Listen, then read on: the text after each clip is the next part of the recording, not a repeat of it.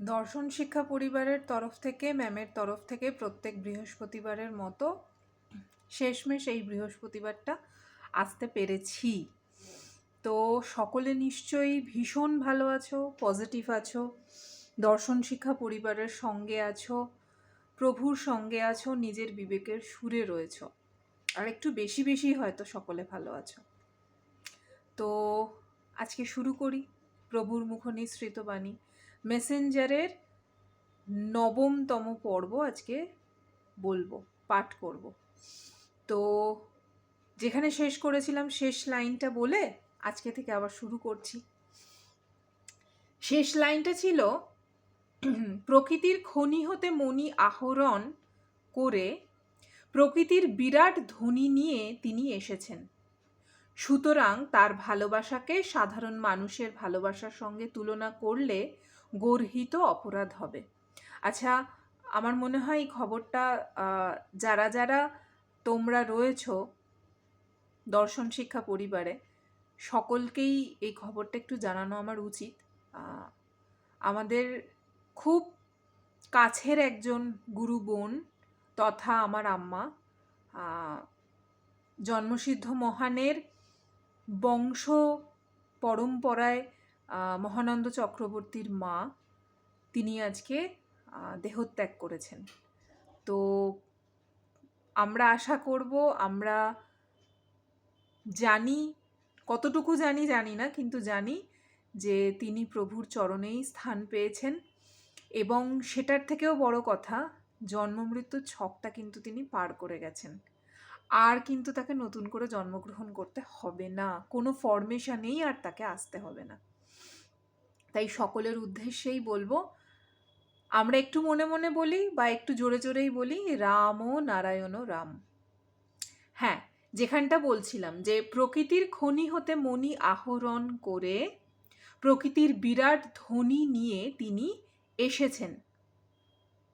সুতরাং তার ভালোবাসাকে সাধারণ মানুষের ভালোবাসার সঙ্গে তুলনা করলে গর্হিত অপরাধ হবে। যিনি জন্মসিদ্ধ মহান, তার সঙ্গে তুমি এইখানকার সমাজের ভালোবাসার সঙ্গে তুলনা করছো, তার সঙ্গে তুমি মান অভিমানের খেলা খেলছো, তার সঙ্গে তুমি এখানে যা যা করো তোমার জীবন যাপনে, তুমি জন্মসিদ্ধ মহানের সঙ্গে ঠিক সেই রকমভাবেই যদি ছল চাতুরি জোচ্চুরি যা যা যে সকল প্রবৃত্তি রয়েছে, যা যা তুমি করো না কেন, সেগুলো যদি তার সঙ্গেও চলতে থাকে এবং সেখানে কোনো রকম কোনো ভালোবাসা নেই, শুধুই নিজের স্বার্থটা রয়েছে, তাহলে কিন্তু জন্মসিদ্ধ মহানের হতেই বা সেই সৃষ্টির সেই মূল থেকেই তো প্রকৃতির সৃষ্টি। প্রকৃতিও কিন্তু তোমাকে খুব সুন্দর করে বুঝিয়ে দেবে যে তুমি যখন যখন যে যে মুহূর্তে যে যে পরিপ্রেক্ষিতে ছল করেছো, চাতুরি করেছো, চৌর্য প্রবৃত্তি করেছো, এমন সকল প্রবৃত্তিতেই তুমি নিমজ্জিত নিজেকে রেখেছো, প্রকৃতিও কিন্তু সুন্দর করে তোমার হিসেব নিকেশটা কষিয়ে দেবে, তোমাকে বুঝিয়ে দেবে। প্রত্যেকটা অনুভূতিতে তুমি বুঝতে পারবে যে কখন কখন কোথায় কোথায় কি কি পরিপ্রেক্ষিতে আমরা কি কি ভুল করেছিলাম, কখন কোথায় কোন মুহূর্তে আমি কতখানি জোচ্চুরি করেছি, আমি কতখানি ঠকিয়েছি, আমি শুধুমাত্র আমার স্বার্থের জন্য আমারটা হয়ে গেলেই হয়ে গেল, বাকি আর কারুরটা দরকার নেই, এই রকম চিন্তাধারা দিয়ে কতখানি ভালো সেজেছি, সেটা কিন্তু প্রকৃতিও তোমাকে বুঝিয়ে দেবে। সেই কারণে এই লাইনটা যে সুতরাং তার ভালোবাসাকে সাধারণ মানুষের ভালোবাসার সঙ্গে তুলনা করলে গর্হিত অপরাধ হবে। মনে করো তুমি একজনকে ভালোবাসলে, সে ভালোবাসার জন্য তুমি জন্মসিদ্ধের কাছ থেকে সরে গিয়ে তোমার ভালোবাসার জনের কাছে চলে গেলে, হঠাৎ তার হার্ট অ্যাটাক হলো, তখন বাঁচাতে না পেরে জন্মসিদ্ধ মহানের কাছেই তোমাকে আসতে হবে। নিজের ভালোবাসা দিয়ে তাকে তুমি রক্ষা করতে পারবে না, যদি রক্ষা করতে পারতে তবেই ভালোবাসা টিকবে। আমি আমার সমস্ত অনুভূতি দিয়ে, আমার সমস্ত রকম সকল কিছু দিয়ে, আর কোনো ভাষা দিয়ে আমি ব্যাখ্যা করলাম না, আমার সমস্তটা দিয়ে আমি অপরের আরেকটি আত্মাকে, সোলকে, সে যে দেহতে আছে, আমি সেই আত্মাটাকে ভালো না বেসে আমি সেই দেহটাকে ভালোবাসলাম। আমরা তো অধিকাংশ ক্ষেত্রে সেটাই করি, আমরা দেহের মোহে পড়ি, আমাদের সোল টু সোল কানেকশন হয় না। যেটা হয় সেটা কিছু ক্ষণের জন্য, কিছু দিনের জন্য, কিছু সময়ের জন্য, কিছু বছরের জন্য। তারপর কি হয়ে যায়? সব ঘষা মাজা শেষ, চকচকে পালিশ করা দেহটা শেষ। তখন আমাদের মনে হয় আবার একটা নতুন কোনো দেহের মোহে আমরা পড়ি। তো সেই রকম কোনো একটা দেহের মোহে যদি তুমি বা তোমরা পড়ে থাকো এবং জন্মসিদ্ধ মহানের থেকে দূরে সরে গেলে, আচ্ছা ঠিক আছে, ঠাকুর তো আছেই, আমি আগে ভালোবাসাটা তো বুঝি, আমি একজনকে ভীষণ ভালোবাসি বা আমি ভালোবাসার মধ্যে দিয়ে হাঁটছি, আমার কি ফুরফুরে মেজাজ। শেষমেশ দেখলাম যখন আমার সেই ভালোবাসার যে দেহটাকে আমি ভালোবাসছি, সেই দেহটার কোনো একটা প্রবলেম হয়েছে, হার্ট অ্যাটাকটা হয়েছে, ওই দেহটার কোনো একটা কলকবজার কোনো একটা প্রবলেম দেখা দিয়েছে, অসুবিধে দেখা দিয়েছে। সোলটা তখনও আছে, চেতন সত্তাটা তখনও আছে দেহটার মধ্যে। তো আমি তখন কি করলাম? ও প্রভু গো, ও ঠাকুর, কি হলো, তুমি একটু ঠিক করে দাও না গো, বাঁচিয়ে দাও না গো। নিজের স্বার্থ। আরে তুমি, তোমার যদি এতই ক্ষমতা থাকে, তুমি যদি এতই ভালোবাসো, তাহলে তুমি কেন বাঁচাচ্ছ না তোমার সেই ভালোবাসার মানুষটাকে? তাহলে কি তোমার ভালোবাসার কোনো জোর নেই? তাহলে কি তোমার মধ্যে সেই রকম কোনো ক্ষমতা নেই? তোমাকে ভগবানের আশ্রয় কেন নিতে হচ্ছে? তোমাকে জন্মসিদ্ধ মহানের আশ্রয় কেন নিতে হচ্ছে? ঠিক এই অর্থটাই প্রভু বুঝিয়েছেন, যে তবেই তোমার ভালোবাসা টিকবে যদি তুমি তোমার নিজের ভালোবাসা দিয়ে তাকে রক্ষা করতে পারো। কিন্তু তুমি তো সেই ভালোবাসা দিয়ে, কারণ তুমি তো দেহটাকে ভালোবেসেছ, তুমি ভালোবাসার মানে অর্থ এখানে মায়া, তুমি সেই মায়াটার মধ্যে ছিলে এবং আত্মাটার সঙ্গে ছিলে না, তুমি দেহটার সঙ্গে ছিলে। যে মুহূর্তে দেহতে দেহতে কানেকশন হয়, সেটা কোনো একটা সময় ভাঙবেই, সেটা শেষ হবার মুহূর্তে হবেই। কিন্তু যখন তুমি আরেকটা আত্মাকে ফিল করতে পারবে, যে তুমি দেখতে পাচ্ছ যে হ্যাঁ, এই পরিচয়ে এই আরেকজন আত্মা, সে আমার জীবনে বা এই জন্মতে সে আমার এই পরিচয়ে রয়েছে, কিন্তু সেই আত্মাটিও প্রকৃতি হতেই ঠিক যেরকম আমি যে চেতন সত্তা, যে দেহতে আছি, আমি যে সেও তাই। কিন্তু শুধুমাত্র মাত্রাটা আলাদা, আর পাত্রগুলো তো আলাদা বটেই। সেই কারণেই তো এই এত ভালোবাসাবাসির কথা। তো প্রভু তখন এই কথাটা বলছেন যে যদি রক্ষা করতে পারতে তবেই ভালোবাসা টিকবে। সেই বিপদের সময় কোন দেবতারও বা কোনো দেবতারও ক্ষমতা নেই যে তাকে রক্ষা করার। কোনো দেবতাও তোমার বা কোনো দেবতার ক্ষমতা থাকবে না তোমাকে বিপদ থেকে মুক্ত করার, কেননা তুমি তোমার নিজের খুশিতে নিজেই মেতে গেছো। স্বাধীনতা দিয়ে দেওয়া হয়েছে, গাড়িটা দিয়ে দেওয়া হয়েছে, গাড়ির সমস্ত কল কবজার সবটা তুমি জানো, সেইভাবেই তোমাকে রেডি করিয়ে পাঠানো হয়েছে এবং তোমার হাতেই স্টিয়ারিং। গাড়িটা কিভাবে চালিয়ে তুমি সোজা পথে যাবে না তুমি ব্যাকা পথে যাবে না তুমি অ্যাক্সিডেন্ট করবে, সেই স্বাধীনতাও প্রকৃতি তোমাকেই দিয়েছে। গাড়িটা তো এই দেহটা, আর স্টিয়ারিংয়ে যে বসে আছে সেই চেতন সত্তাটা আমরা সকলে। তো আমি যদি মনে করি আমি অ্যাক্সিডেন্ট করব, তো আমার তো অ্যাক্সিডেন্ট হবেই। আমি যদি মনে করি আমি সোজা পথে যাব, ঠিক যেখানে আমার গন্তব্যস্থল আমি সেখানে গিয়েই থামবো। হ্যাঁ, মাঝে মধ্যে হতে পারে জেব্রা ক্রসিং থাকতে পারে, এছাড়া আরও যেখানে যেখানে সিগন্যাল থাকবে, ইন্ডিকেশন দিয়ে দেবে প্রকৃতি থেকে, তুমি সেখানে তোমার গাড়িটা নিয়ে থামবে বা থামাবে। কিন্তু আমি যদি মনে করি যে না, আমি কোনো ক্রসিং মানবো না, আমি কিছুই করব না, আমি শুধু গাড়িটা নিয়ে ছুটবো, অ্যাক্সিডেন্ট হতে তো বাধ্য। প্রভু ঠিক সেই কথাটাই বলছেন। তারপর বললেন, মানে এই এই উদাহরণটা এই কারণে দিলাম যে আমরাই আমাদের সকল কিছু, সকল কর্মের নিয়ন্তা আমরাই, কিন্তু আমাদের কর্মটা আমরাই লিখি এবং যেমন কর্ম করি তার ফলটা ঠিক আমরা সেরকমই পাই। তারপর বলছেন বেশিরভাগ ভালোবাসাই এ জগতে কাঁচের গ্লাসের মতো ঠুনকো। কাঁচের গ্লাস কখন হাত থেকে পিছলে পড়ে যাবে তুমি বুঝতেও পারবে না। আর বিদেহীগুলো কাঁচের দিকেই মন নিয়ে যায়, তারা মানে বিদেহীরা সেই দিকেই মন করিয়ে দেবে আর ওটাই ভালো লাগবে। 2-4 দিন ভীষণ, এখন তো মেসেঞ্জারের যুগ, হোয়াটসঅ্যাপের যুগ, এখন কত তাড়াতাড়ি কত কানেকশন হয়ে যাচ্ছে সকলের সঙ্গে। 2 দিন 3 দিন 4 দিন মারাত্মক, আরে বাবা কি আমাদের টান কথা বলার, আমরা কি কথা বলছি, কত ভালো লাগছে কথা বলতে। কোন জায়গাটায় মনে হতে পারে যে এটা মেসেঞ্জারের খেলা, আমি আমার স্বাধীনতার অপচয় করছি, নাকি সত্যিকারের সোল টু সোল কানেকশন? এখনকার বেশিরভাগ ভালোবাসাই প্রভু সেই সময় দাঁড়িয়ে বলেছিলেন কাঁচের গ্লাসের মতো ঠুনকো। কখন যে কাঁচের গ্লাসটা হাত থেকে পিছলে পড়ে যাবে তুমি বুঝতেও পারবে না।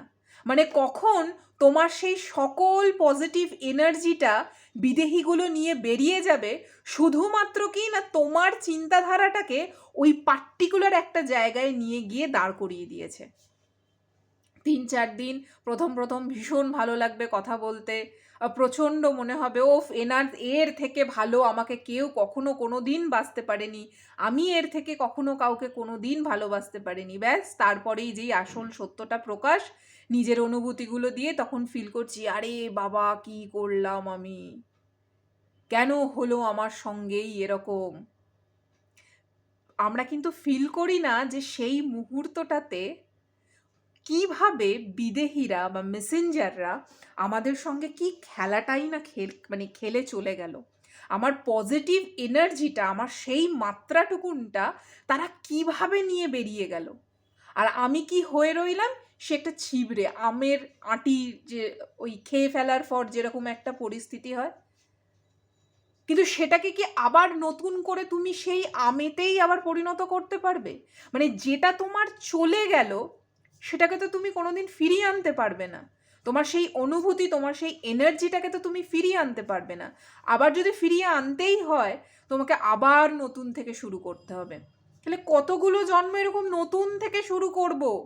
কতবার সেই একই কারুর না কারুর গর্ভতে আসতে হবে, আবার বেরোতে হবে, প্রকৃতি আবার ডিসাইড করবে তুমি কোন, তোমার কর্ম দ্বারা তুমি কোন বডিটা পাবে। কতবার কত কিছু করে একই পদ্ধতির মধ্যে দিয়ে আমরা এগোবো। তাহলে এখানকার ভালোবাসাটা কীরকম? ওই সেই কাঁচের গ্লাসের মতো ঠুনকো। আজ মনে হচ্ছে 2-3 বছর মনে হবে, 10 বছর মনে হবে, 15 বছর মনে হবে, তারপর কিন্তু সেই একঘেয়ে একটা জীবন। তখন কিন্তু আর পাশাপাশি থাকতে ভালো লাগবে না, তখন একসঙ্গে হাত ধরে হাঁটতে ইচ্ছা করবে না, তখন একসঙ্গে দুজনে মিলে গিয়ে ফুচকা খেতে ইচ্ছা করবে না। এরকম অনেক অনেক উদাহরণ আমাদের বোধহয়, মানে আমি জানি না কতজনের কাছে এই কথাগুলো পৌঁছে যাবে। যতগুলো সোলের কাছেই পৌঁছাক, যে যে দেহর কাছে, যে যে মন বুদ্ধির কাছে পৌঁছাক, আমার মনে হয় তারা কখনো না কখনো এই বিষয়টাকে একটু হলেও বুঝতে পারবে যে জীবনের হিসেব নিকেশ করতে করতে আমরা এমন একটা স্থানে এসে দাঁড়িয়েছি যেখানে সকলেরই মনে হচ্ছে আমি তো নিঃস্ব, আমি তো ফাঁকা, আমার কি হলো, এতগুলো সময় পেরিয়ে আমি কি করলাম, আমি যত টাকাই কামাই, আমার ব্যাংক ব্যালেন্সটা যত সুন্দরভাবেই হোক, আমার পার্সটা এত মোটাই থাকুক, পার্সটা মোটা, আমার ভেতরটা কিন্তু মোটা নয়। আমার ভেতরটা জরাজীর্ণ। আমি কোথাও না কোথাও শুকোতে শুকোতে এমন একটা স্থানে নিজেকে পৌঁছিয়ে দিয়েছি যে কাঁচের গ্লাসের মতো অবস্থা, ভেঙে টুকরো টুকরো হয়ে গেছে। তাহলে আমি শুধু একটা জিনিস মানে তোমাদেরকে এইটা বলছি, এবং সাথে সাথে আমি একটা জিনিস নিজেও অনুভব করছি, এমন কিছু সাংঘাতিক কথা প্রভু এই জগতে চলার জন্য বলে দিয়ে গেছেন, আমরা যদি সত্যিকারের না নিজেদেরকে অনুভব করি যে আমরা কি করছি, তখন আর কারোর মনে হবে না এই কাজটা গিয়ে করি, কর্তব্যের খাতিরে করতে হবে, কারণ তুমি তো এই সমাজে আছো না। তখন মনে হবে না যে আমি শুধুমাত্র আমার নিজের জীবনটা নিয়ে ভাবি। তখন নিজের জীবন মানে ওই বাহ্যিক জগতের যেটা দরকার সেটা নিয়ে আমি ভাবি। তখন মনে হবে নিজের খোঁজেই ব্যস্ত থাকি না, কি দরকার। তারপর থেকে বলছি, এদিকে জন্মসিদ্ধের দিকে, মানে এদিকে মানে ব্র্যাকেটে লেখা জন্মসিদ্ধের দিকে খেয়ালটা সরিয়ে দিয়ে যাতে টাকা পয়সা নামে মজে সেদিকে ঠেলে নিয়ে যাবে। জানো, একটা বড় মাছ একজন সাধকের কাছে রেখে দেওয়া হয়েছে। মাছটা দেখে সাধকের খেতে ইচ্ছা করছে। মাছটা তখন বলছে, তুমি আমাকে খাও, তাতে আপত্তি নেই, কিন্তু আমি একসময় ভারতেরই একজন নামজাদা লোক ছিলাম। তখন সাধক সরে পড়ল। জন্মসিদ্ধ মহান যারা, তারা সবসময় মনকে সাগরমুখী করে নানা রকম অজস্র পথের মধ্য দিয়ে তাদের মানে সন্তানদের টেনে আনতে চান, যাতে তারা ওই ফলটা পেতে পারে। জন্মসিদ্ধ মহানরা সাধারণ হয়ে সাধারণের সাথে অতি সাধারণভাবে মেশেন। তারা তাদের শক্তি বুঝতে দেন না, কেননা তাহলে তারা মানে সন্তানেরা সেই শক্তি দেখে ভয় পাবে। প্রেমের ধারায় তারা চারিদিক মধুময় করে তোলেন। জন্মসিদ্ধ মহানের বিভূতি শিশু বয়স থেকেই প্রকাশ পাবে, তা কেউ লুকিয়ে রাখতে পারে না, কারণ তার পরিচয় প্রকাশিত হবেই। তিনি যে সবসময় বিরাট শক্তির আধিকারিক, জ্ঞানের দিক থেকে, শক্তির দিক থেকে, উদারতার দিক থেকে, সর্বদিক থেকেই তিনি বিরাট। সবাই তাকে উপলব্ধি করতে পারবে। একটি দৃষ্টান্তের সাহায্যে জন্মসিদ্ধ মহানের বক্তব্য অতি সুন্দরভাবে, অতি সুস্পষ্টভাবে বুঝিয়ে দেওয়া হয়েছে। এই যে দৃষ্টান্ত বা উদাহরণটা, এটা পরের দিনের ক্লাসে বলবো, এটা বেশ বড়। মানে এই যে জন্মসিদ্ধ মহান বা বালক ব্রহ্মচারীকে নিয়ে যে এত কেচ্ছা, এত কথা, আমি বলছি না যে সেগুলো যারা বলেছেন তারা তো আলটিমেটলি প্রভুর নামটা তো নিয়েছেন, কিন্তু এই যে কথাগুলো, এগুলো তো যারা শুনছেন, যারা শোনেন বা যারা শোনো, তাদেরও তো জানা উচিত। কারণ যারা এই সান্নিধ্যটা বা এই প্রত্যেকটা শব্দ যারা শুনছো বা শুনছেন, অশেষ কৃপা তার, জন্মসিদ্ধ মহানের অশেষ কৃপা যে এই সকল সোলদের বেছে নেওয়া হয়েছে যে তোমরা এই কথাগুলো শুনতে পারো, তোমাদের সেই অধিকারটুকুও আছে। সকলের ক্ষেত্রেই হয়তো সেটা রয়েছে, কিন্তু সবাই তো ধরে রাখতে পারে না, সবাই তো সেই সত্যের আলোকতে বা সত্যের আলোকে নিজেকে আলোকিত করতে চায় না। সবাই চায় এইখানকার ওই ভেঙে যাওয়া কাচের গ্লাসের টুকরোগুলোকে আবার একটু একটু একটু করে জোড়া দিয়ে একটা সুন্দর দাগ নেওয়া একটা কাঁচের গ্লাস, যেটা দূর থেকে কোনো একজন খুব ভালো শিল্পী সত্তার আধিকারিক তিনি বলবেন, বাহ খুব সুন্দর। মানে আমি কাউকে ছোট করে কথাটা বলছি না, কিন্তু মানে তিনি তার মন বুদ্ধি দিয়ে দেখে হয়তো বলতেই পারেন যে এই ভাঙা কাচের গ্লাসটা এত সুন্দর করে জোড়া দেওয়া হয়েছে, এটার মধ্যে একটা দাগ হয়তো থেকে গেছে, কিন্তু এটাও একটা সুন্দর রূপ। হ্যাঁ, হতেই পারে, হতেই পারে। আমরা যারা অনেকে ভেঙে গেছিলাম, বা আমরা যারা অনেকে এখনো ভেঙে আছি বিভিন্ন বিষয়ে, মানে বিভিন্ন বিষয়ের দিক থেকে, তারা তো বিভিন্ন রকমভাবে জোড়া দিয়েই তো আবার সেই দাগ নিয়েই তো হাঁটার চেষ্টা করছি, করছি নাকি? এই জায়গাটাতেই আমার বলার, যে যদি আমাদের মধ্যে এই শক্তিটা প্রকৃতি থেকে দিয়ে দিতে পারে, তাহলে আসল সত্যের খোঁজে কেন আমরা থাকবো না? কেন আমাদের বারবার মৃত্যুটা ঘটবে? কেন আমরা সেই মৃত্যুর সন্ধানে, মৃত্যু তো ঘটবেই, তুমি তো ত্যাগ করবেই তোমার দেহটা, তবে প্রতি মুহূর্তে কেন মরবো? মানে নিজেকে প্রতি মুহূর্তে কেন আমি মারবো?